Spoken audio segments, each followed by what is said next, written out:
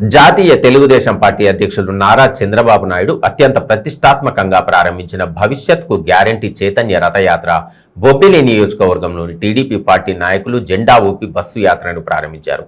ఈ సందర్భంగా బొబ్బిలి తెలుగుదేశం పార్టీ నియోజకవర్గ ఇన్ఛార్జ్ బేబీ నాయన ఆధ్వర్యంలో పెద్ద ఎత్తున బస్సు యాత్ర కొనసాగింది. తెర్లా మండలం సీతారామపురం గ్రామం చేరుకుని అక్కడ ఎత్తిపోతల పథకం సందర్శించారు. కోమటిపల్లి బహిరంగ సభలో మాట్లాడిన తర్వాత నియోజకవర్గంలో బస్సుతో పర్యటన సాగింది. ఈ సందర్భంగా బహిరంగ సభలో మాట్లాడిన కళా వెంకట్రావు ప్రభుత్వంపై మండిపడ్డారు. ఇది బూటకప్పు ప్రభుత్వం అని, ప్రజల గొంతు కోసే విధంగా జగన్మోహన్ రెడ్డి పరిపాలన ఉందంటూ జగన్మోహన్ రెడ్డిపై తీవ్ర స్థాయిలో విరుచుకుపడ్డారు. ఈ కార్యక్రమంలో ముఖ్య అతిథిగా మాజీ కేంద్ర మంత్రి పూసపాటి అశోక్ గజపతిరాజు, బొబ్బిలి బేబీ నాయన ప్రసంగించారు. గుంతలమయమైన రహదారులు, టిడ్కో ఇళ్లను సందర్శించారు.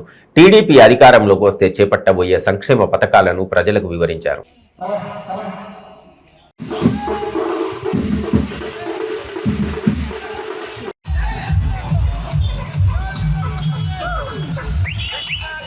జరిగింది.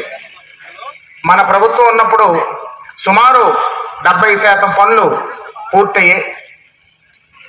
దురదృష్టవశాత్తు వారు ఓడిపోయాక లబ్ధిదారులకి ఈ ప్రభుత్వం నరకం చూపించింది.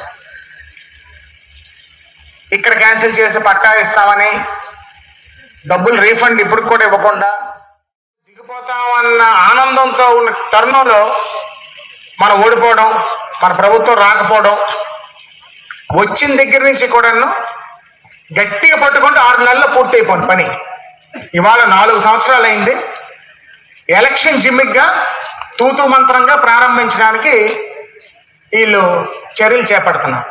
సుమారు ఎలక్షన్ అయి 4 సంవత్సరాలైనా ఇంత బ్రహ్మాండమైనటువంటి ఒక హౌసింగ్ స్కీమ్ని పూర్తి చేసే తీరిక ఈ ప్రభుత్వానికి లేదు, ఈ నియోజకవర్గ నాయకులకి లేదు, అధికార యంత్రాంగానికి కూడా లేదు. దురదృష్టవశాత్తు అధికార యంత్రాంగం ఏం చేస్తారులేండి, ప్రభుత్వం నిధులు ఇచ్చి ప్రభుత్వంకి ప్రయారిటీ ఉంటే అధికారులు చేస్తారు తప్ప తక్షణమే పూర్తి చేయాలి.